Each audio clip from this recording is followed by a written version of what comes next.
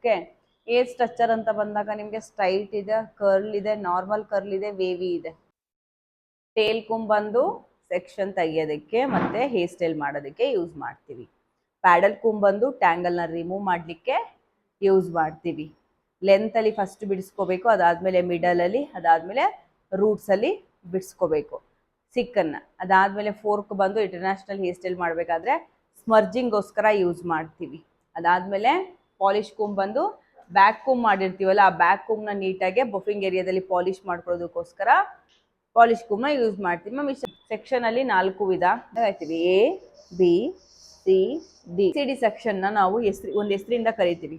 ಏನಂದರೆ year to year section.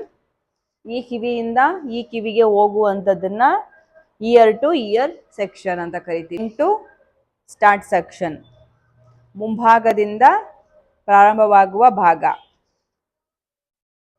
ಇದನ್ನ mid section ಅಂತಾನೂ ಕರೀತಾರೆ, ಇಲ್ಲ ನೋಸ್ ಟು ಸ್ಟಾರ್ಟ್ ಸೆಕ್ಷನ್ ಅಂತಾನೂ ಕರೀತಾರೆ. ಈ ರೀತಿ ABCD ಸೆಕ್ಷನ್ನ ನಾವು ಪ್ರೊಫೆಷನಲ್ ಆಗಿ ಪ್ರೊಫೈಲ್ ಸೆಕ್ಷನ್ ಅಂತಾನೂ ಕೂಡ ಕರಿತೀವಿ. ಇದನ್ನ ನಾವು ವರ್ಟಿಕಲ್ ಲೈನ್,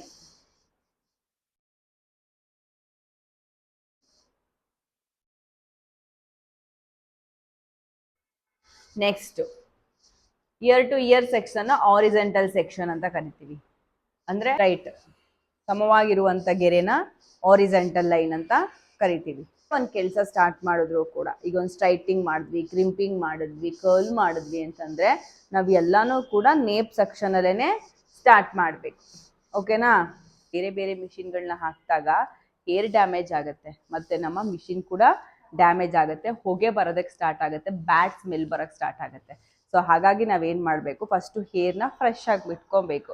ಫ್ರೆಶ್ ಆಗಿ ಇಟ್ಕೊಂಡಾಗ ನೀವು ಯಾವ ಟೆಕ್ಸ್ಚರ್ಗಾದ್ರೂ ಅದನ್ನ ತಗೋಬಹುದು. ಅದನ್ನ ಡ್ರೈ ಮತ್ತೆ ಸ್ವೆಟ್ ಮ್ಯಾಮ್ ಕೋಲ್ಡ್ ಯಾವಾಗ ಹಾಕೊಳ್ಳೋದು, ಇದನ್ನ ಯಾವಾಗ ಹಾಕೊಳ್ಳೋದು, ಹೀಟ್ ಯಾವಾಗ ಹಾಕೊಳ್ಳೋದು ಅಂತ ನೀವು ಕೇಳ್ಬೋದು. ಹಾಟ್ ಯಾವಾಗ, ಬಿಸಿ ಯಾವಾಗ, ಇಲ್ಲ ಅಂತಂದ್ರೆ ವೇವಿ ಬರುತ್ತೆ.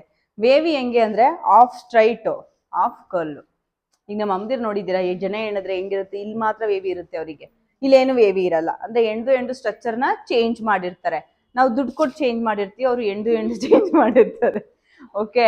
ಆ ಥರ ಸ್ಟ್ರಕ್ಚರ್ ಇರುವಂಥ ಹೇರ್ಗಳನ್ನ ಬೇರೆ ನೀವು ಯಾವ ಥರ ಮಿಷಿನ್ನ ಹ್ಯಾಂಡಲ್ ಮಾಡಬೇಕು, ಟೂಲ್ಸ್ನ ಮೇಂಟೈನ್ ಮಾಡಬೇಕು ಅನ್ನೋದನ್ನ ಹೇಳ್ಕೊಡ್ತೀವಿ.